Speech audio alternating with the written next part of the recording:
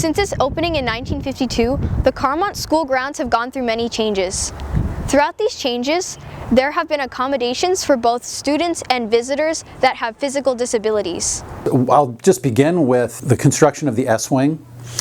Prior to that, we had just a hillside that went up where there was portables, and there was the U-Wing and the T-Wing. But the accessibility wasn't great getting up there. It was a sloping hill, so someone with a wheelchair could get up there, but it wasn't as easy. With the S-Wing, we created a whole ADA pathway that allows people to get up to all the multiple levels that are included in the architect's plan for the S-Wing, and then also provides them improved access to the T-Wing and the U-Wing. So all of the project that went on with the S-Wing included a full refitting of that whole plaza area to make accommodations for people with disabilities.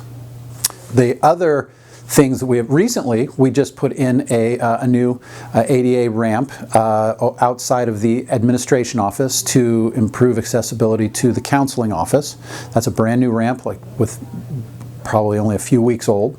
And then, as you've probably seen going around our campus, we have elevators all around the campus to provide accessibility to all the multiple levels and where classrooms are located. I was in crutches for a year at Carlmont, during my freshman year. When we were online, I was on crutches when we went through hybrid. Basically, it was kind of hard to get around school. With all the ramps and stairs, it was pretty hard to get up and down. I had to leave 5 to 10 minutes earlier from some classes because I had the FU walk, so that'd make it easier. The hard part about our campus is that it is on a hill. And we do have lots of stairs and lots of ramps. The unfortunate part is there is a lot of back and forth that horizontally across the campus in order to get to an elevator that brings you up to a level that takes you over. And so oftentimes students are needing to go back and forth horizontally across campus to access another layer. I will say that during construction, we had a couple of students who needed wheelchair accessibility up there, and we had torn out all of the stairways and everything. You couldn't get up there with a wheelchair.